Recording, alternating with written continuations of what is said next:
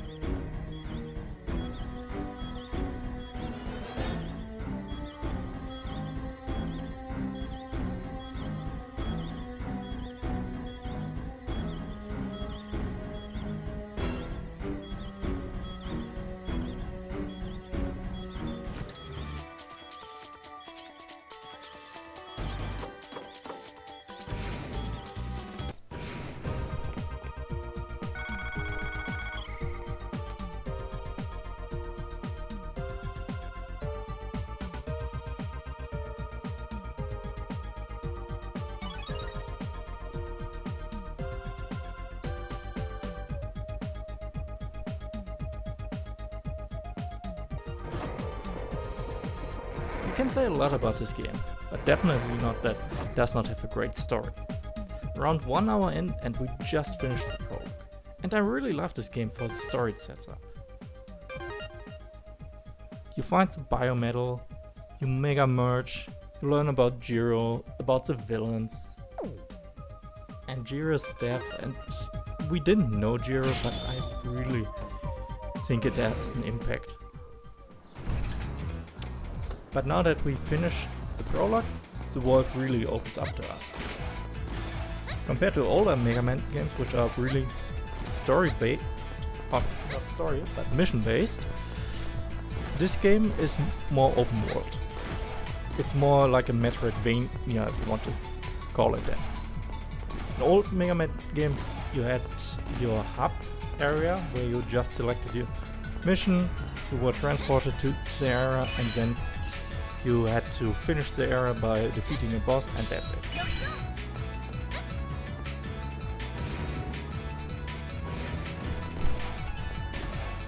In this game, now we are free to go wherever we want.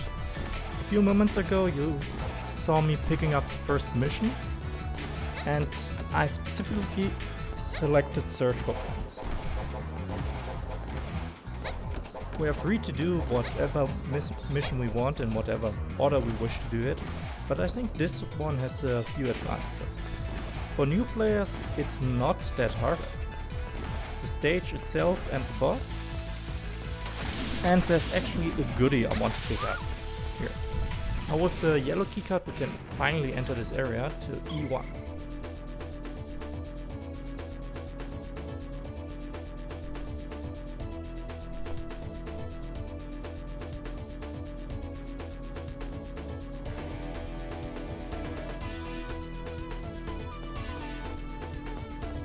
So whenever we enter an area where we have a mission, we get a bit of story, a few lines of dialogue, and then we're good to go. Now let's talk about our upgrade. Since we're not Mega Man X anymore, but rather Mega Man ZX, we actually have now access to our full arsenal. Our moving options with jumping, dashing, wall climbing stays the same, but we actually have access to the Z-Saber now, as you see me using here, actually quite frequently. The Z-Saber, or Z-Saber how it's called, is pretty much far stronger than the Buster Shot, even if uncharged. I can charge it as well, but personally I like to just do combo attacks with it that deal the most damage.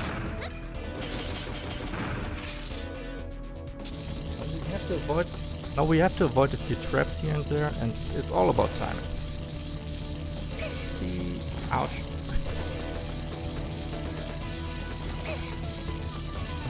Almost.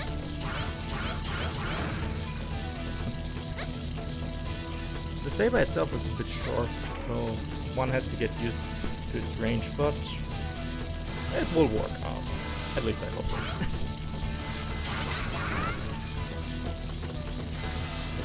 Oh, there's one thing I forgot to mention. You see, I can still use like the X-Buster or Z-Buster as it is called now, but I actually lost access to one ability that had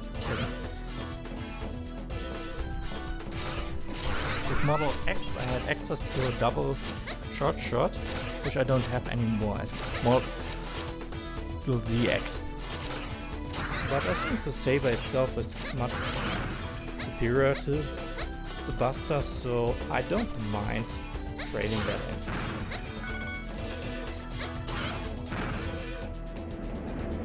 So, and as we're making our way through here, you see a lot of moving traps, so you really have to avoid these, but there's actually something I think it's behind this enemy. Yeah, you see, secret area. And another secret area. I never found this as a kid, because secret area and that's just... Okay. Area E3, this is where I want to go. These moving areas are a bit annoying because of the enemy he's attacking, but it's all about timing, jumping and avoiding.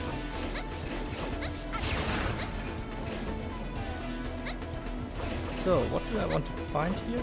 That's actually like something that makes this whole area much easier to complete. Okay, you didn't get it. Ah, it's already. So, a little computer, and with just smashing this, you see in a moment when I go back now, wait for it, yeah, you see now the ground stopped moving. And actually if I go back to the earlier areas, the electric shots that were running through the corridors, including the moving gears and stuff, that was all deactivated. Further down the line there are more areas with these moving elements, and it's not impossible, it's actually still pretty easy to go through all this. But while everything is moving, there's one specific spot I cannot get to. So, that's for the goodie I want to pick up here.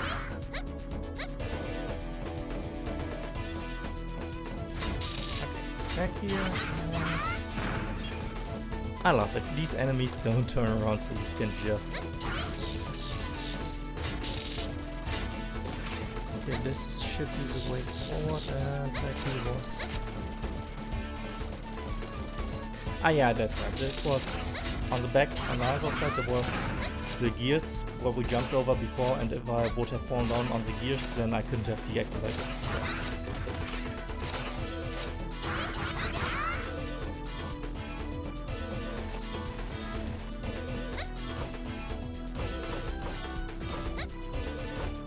So I can pretty much run through this part now, and up here there's what I wanted to pick up. Good dash down, ouch, and away with you. And here is a goodie that makes my life much easier for all bosses. Sub-tanks. A stable for, I think, every Mega Man game? Yeah, I'm pretty sure it's in every Mega Man, and I cannot recall one where there was not a sub-tank. The sub-tank is really useful items, and there are up to 3 in this game. And here a little mini-boss.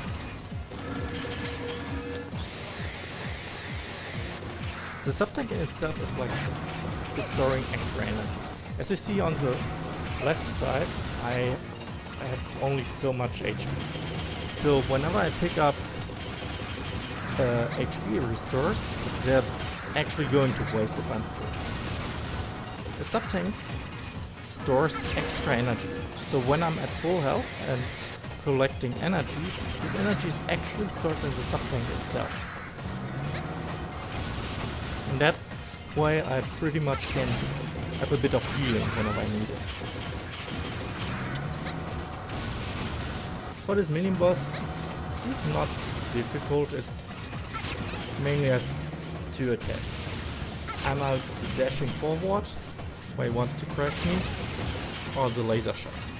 But with enough hits to the cannon on the front, the boss itself cannot use its beam cannon anymore, so you only can jump. And whenever he puts his, I'll call them spikes up at the top, then I can just stand at the ground and just shoot away at it. So as long as you stand on the left side, nothing really can happen. It's all a bit about timing, but 2-3 hits and you know what you have to do.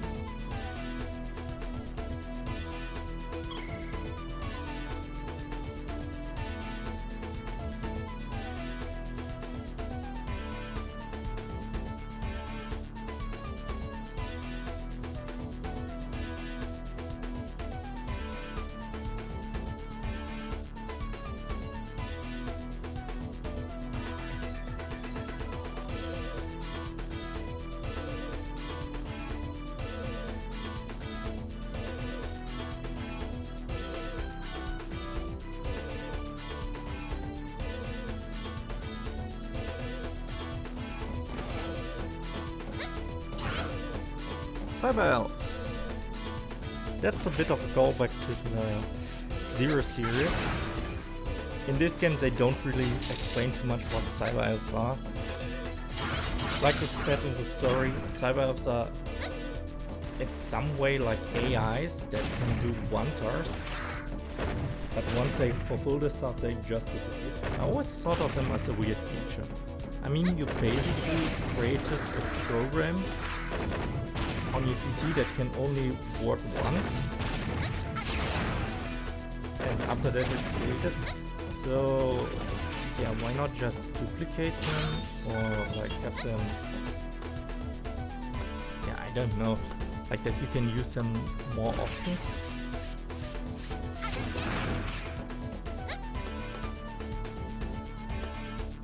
Yeah, slow moving here a bit. I feel like I'm taking way too much damage and I really shouldn't. I'm playing a bit poorly here overall, that's why I'm taking it slow, so I really want to heal up. These cannons, I cannot really damage them, but I think they can defeat each other. So let's see. One hit. Come on, hit it. Yeah, knew it. And if I turn him around, he even defeats himself. Perfect. Free healing. Like you heard in the background, some voice. like my HP went up, that's actually the sound of the sub-tank going up.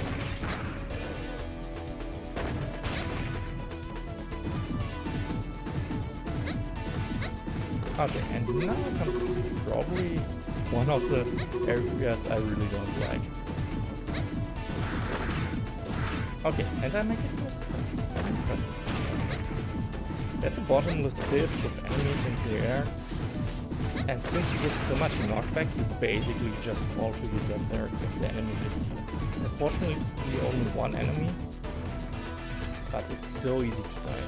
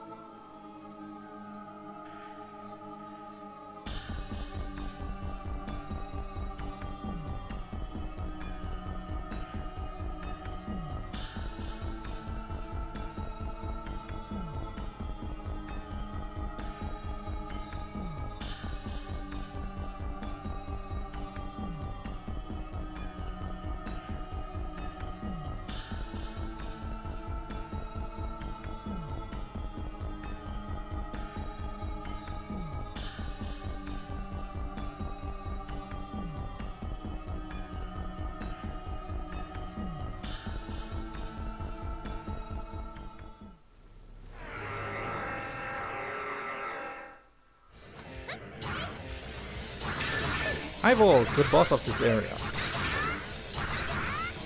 He mainly attacks with shots or lasers and a bit of close combat attacks. He's one of the more easiest bosses, especially also because of the terrain. As you see, the ground is a bit curved, so by standing in the middle you can avoid a lot of attacks. But I personally find it easier if you just tank a bit of damage, and that way you can deal more damage to him and do the boss quicker. You saw me a few moments ago just using my sub-tank, and that way I can just heal up a bit, and I should have enough HP to basically tank the rest of the damage you will get.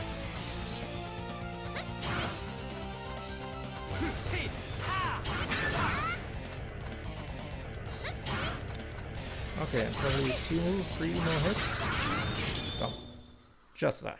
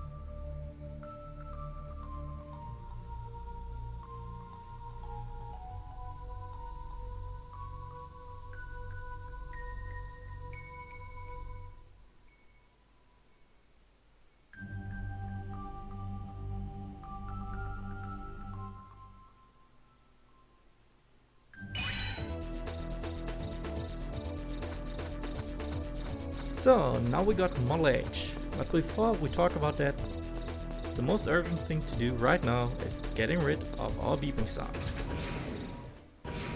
Transfer should be in here. Correct. So let's hand in our report.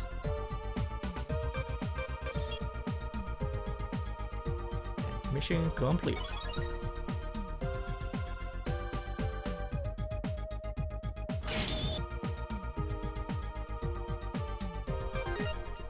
So, while I pick up the next mission, let's start talking about our reward for beating the boss, High Vault.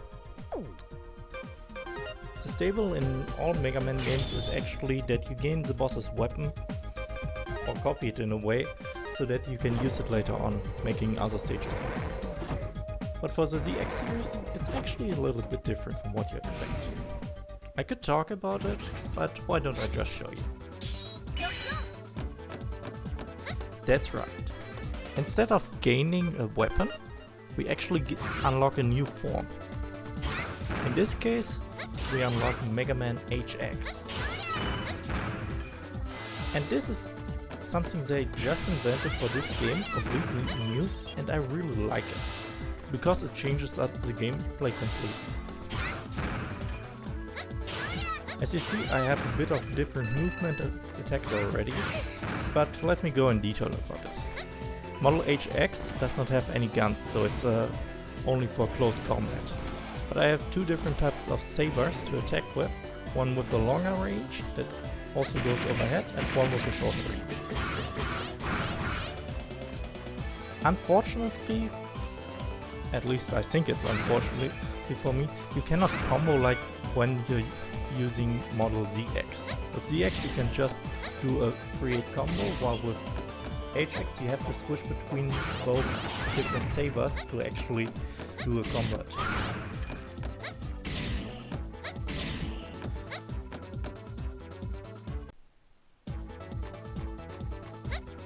Besides having different weapons, there's also another benefit to having multiple forms. Model HX has a few more movement options compared to ZX. So what we gain is an additional air dash and the ability to hover. So we can reach further areas. In addition to that, there's actually the first use of the lower screen of the DS here. This game does not really utilize the usage of the lower touchscreen very much, but sometimes it has a bit of use. In case of model HX, it actually adds a life meter for all kinds of enemies. We have a life meter for the normal bosses, but not for the regular enemies. So it's a handy extra to have. And I believe we should be close now to the next mission area.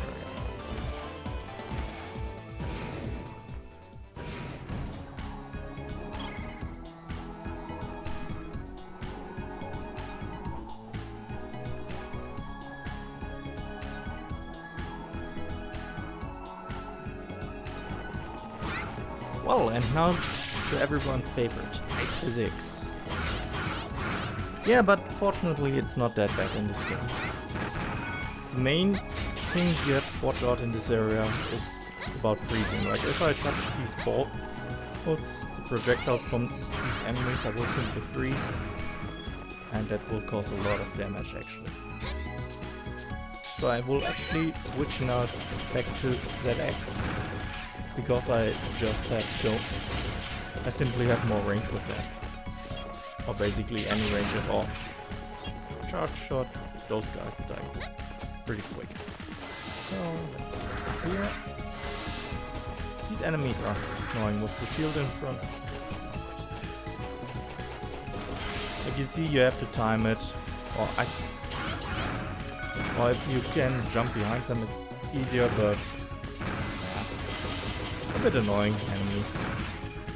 But not dangerous. And in addition to ice, we also have an underwater segment. In most games I really hate underwater segments because of the physics, but here it's not bad. Main thing you see here is that it's actually just like moon physics. So you're walking a little bit slower, but you can jump much higher, and it only needs a bit of practice.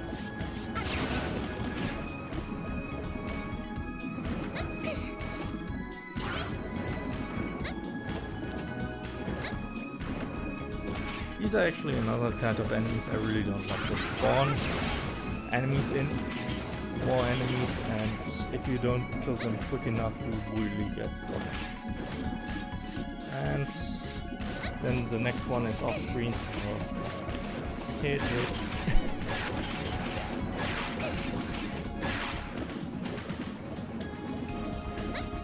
Sometimes I just think I have to just run in. That way I can much easier kill the enemy and I won't take that much damage, because I took really a lot of damage there for no reason.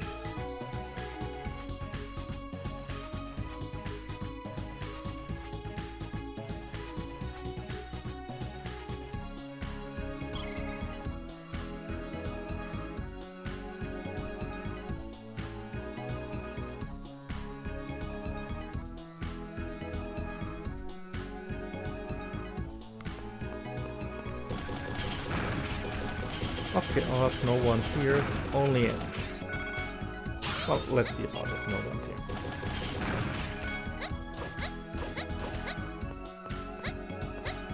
This is actually one thing I really don't like about these Mega Man games.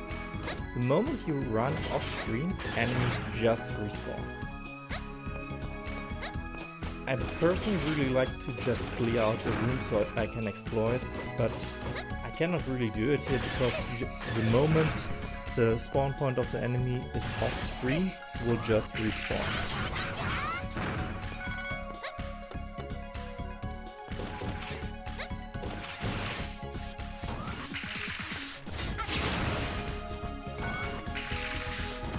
These butterflies are also an interesting kind of enemy. They don't really deal any kind of damage, but they put snow on you, and that actually affects you in a way that you cannot jump very much anymore. So you can only do like little baby hops. But still contact damage, which I think is a stupid mechanic. Like, for what reason do I get hit? Do I take damage if I touch an enemy and the enemy doesn't take any damage at all? Like, it should at least be both-sided. But anything for making a game more difficult, right?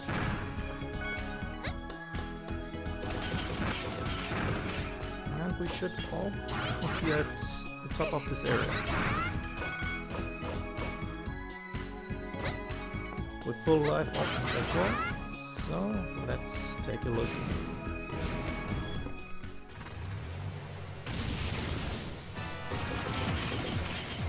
Mini-boss time!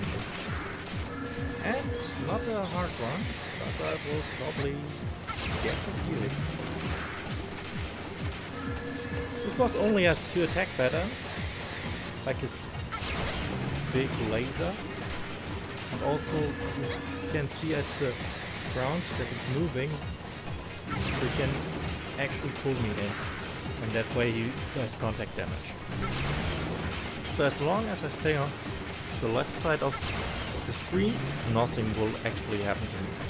And if you look at him now, you cannot even do his laser attack anymore.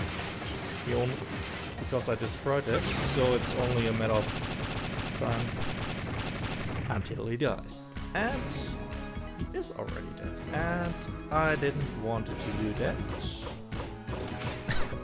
Okay, luckily he didn't respawn. That would have sucked.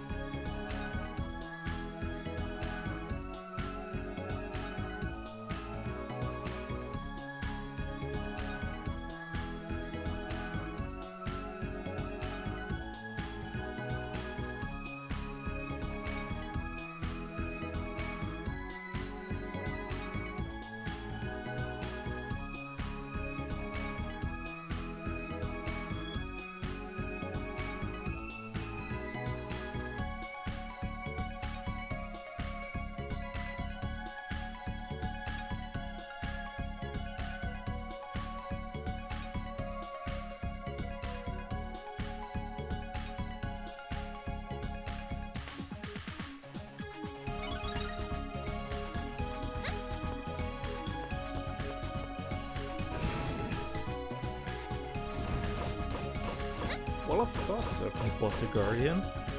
Duh. Gaming cliche, anime cliche, whatever.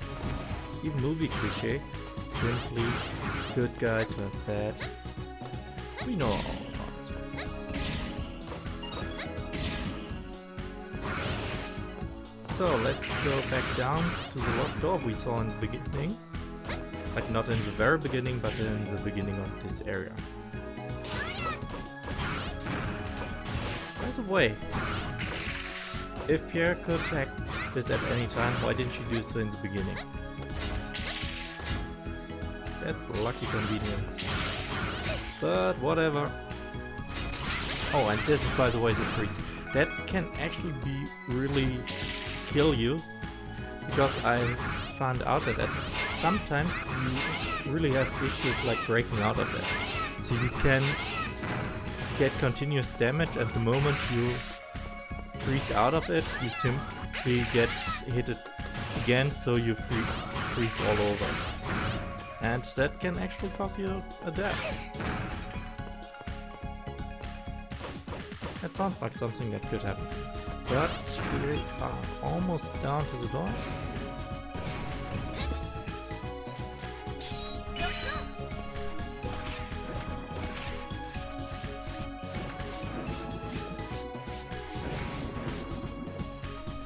Yeah, I see those jellyfish down there, so let's despawn those and done.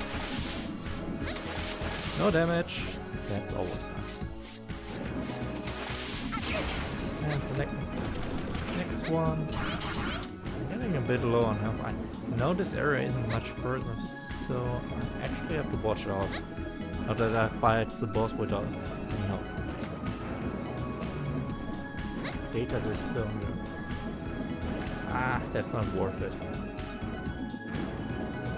So, oh, boss door already. So,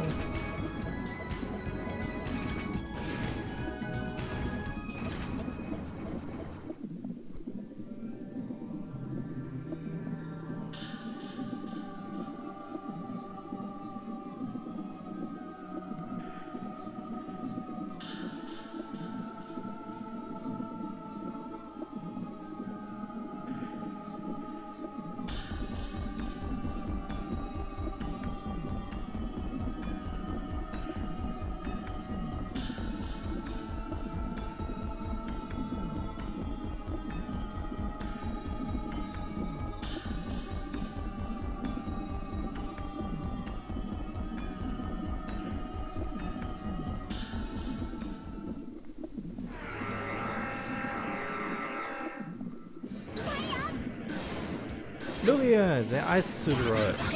That's one of my lesser favorite ones. I never get her quite right here.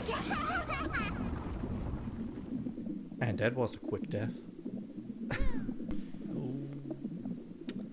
Okay, let's make sure that doesn't happen again.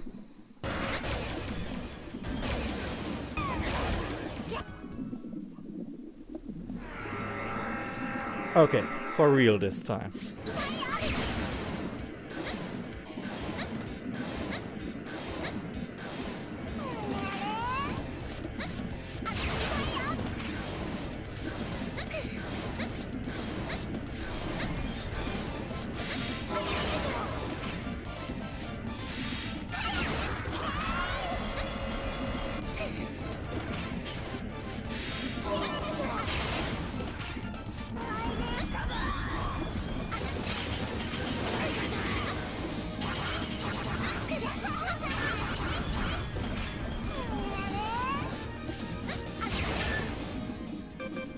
Okay, that looks good. Energy tank. Let's cheat a bit.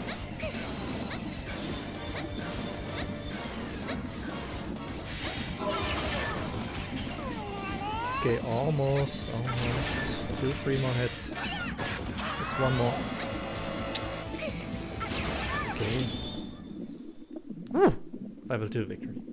I don't care.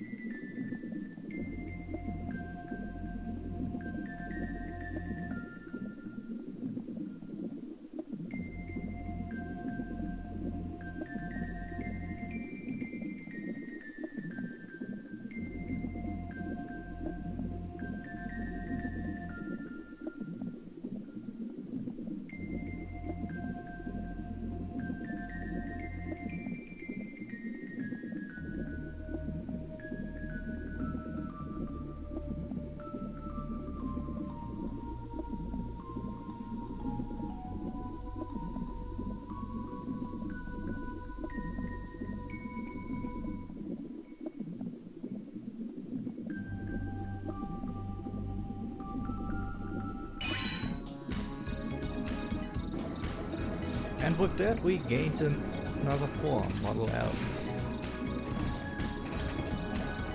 That was definitely the hardest boss till now. But luckily we did it. Mission complete. And the blue key.